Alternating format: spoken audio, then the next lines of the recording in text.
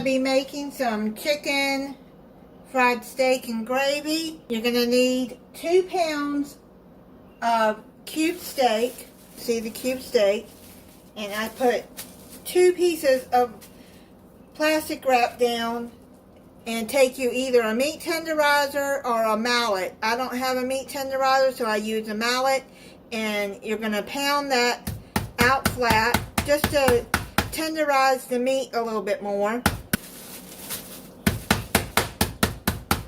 Cube steak can be tough if it's not tenderized right. Set that to the side. Now we're going to make the flour mix. You're going to need half a cup of flour and then 1 sleeve of saltine crackers crushed up. I've already done that ahead of time. And then another half a cup of flour in here. 1 teaspoon of garlic powder. It calls for seasoned salt, but I don't have any, so I'm just going to add a teaspoon of table salt. And I'm going to add half a teaspoon of black pepper. A 1/4 teaspoon of cayenne pepper. Just a little bit because cayenne pepper is hot. Mix that all up together.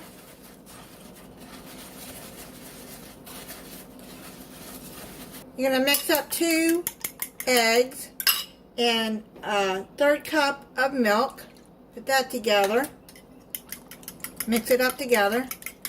This is going to be all your coating for your steaks. I'm going to take it over to the stove. While you're doing this, have your skillet heating up. You can either use vegetable oil or shortening. I'm using Crisco shortening. My mom and dad always use shortening when they fried things. The recipe says it turns out better with shortening. So I had some in the freezer. And I'm going to salt and pepper the steaks before I put the flour on. Just a little bit. Season it to the way you like. I'm heating up some shortening. What you're going to do is take your steaks, add it in the flour.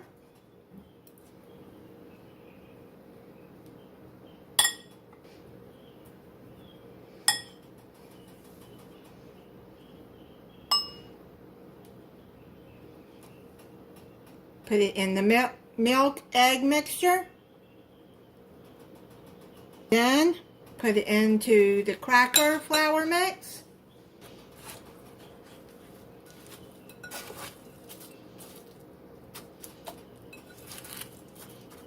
These crackers didn't get fully chopped. That's alright. You can crunch it a little bit more if you want to. Have the oil heating on medium heat, and then you're going to put it into the skillet. Only be able to fit 2 at a time in there. You don't want to overcrowd your skillet. You want these to fry evenly. And flour, egg, and then cracker mix. You're going to cook these steaks for about 5 minutes on each side. And I just check it with a meat thermometer. They're done. Now you're going to put it on a platter with some paper towel to drain the grease.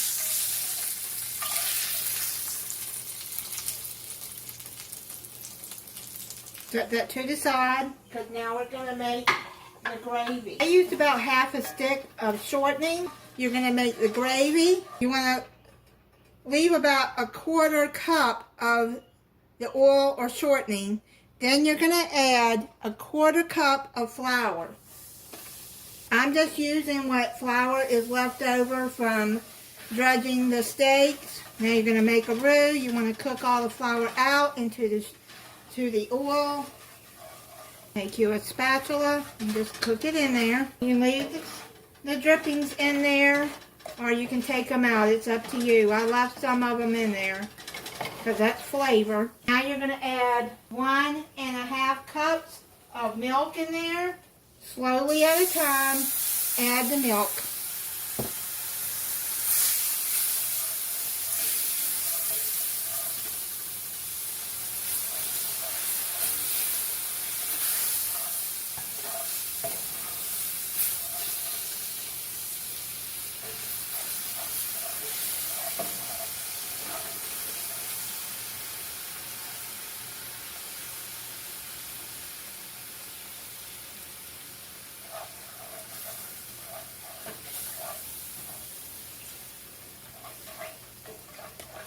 I'm going to add some salt and pepper to this, to your liking.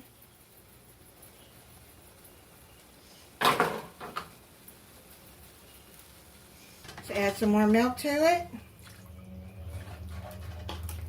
I'm going to turn it back up to about until it starts boiling, medium high. I'm going to scrape the bottom. If you don't have a cast iron skillet, don't worry about it. You can use any skillet. I just think it turns out better in a cast iron. Starting to boil. I'm going to turn it down to medium. You want to get this flour smooth. It will get smooth as it cooks. This is called Sawmill gravy. I call it country gravy because this is how my mama made it. Add a little bit more milk in it because you don't want it too thick. I'll probably add about a quarter more cup of milk in it. The recipe calls for 1.5 to 2 cups of milk. That flour now, you want it cooked and smooth it out. You don't want to bite into a clump of flour. It's starting to look good. Add a little bit more milk. I've added about 2 cups of milk now. I'm going to let this cook until the flour is mixed in there real good and not clumpy. You don't want it too thick, but you want it thick.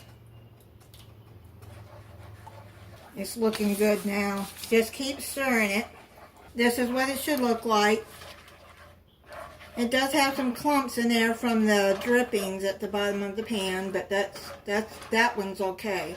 I'm going to pour this over the steaks, and then we're going to try it for you. If you want to put the gravy in a separate gravy bowl or in a separate container, then you can do that too. I'm going to plate it up and try it for you. I made mashed potatoes, green beans. I'm going to try it for you. When you're cooking the gravy, you have to taste it to see if it needs more salt for you. Everybody has their own taste. That is so good. It's been a long time since I've had this. That's what you call a good country meal. My dad loved it when Mom made that. I think that was one of his favorite meals, and hamburger steak. He called it hamburger steak. It's called poor man's steak. But he liked that too. I'll have the recipe in the description. And thank you for watching. If you're not subscribed, I hope you'll subscribe and click the notification bell so you'll be notified when I upload a new video. Bye.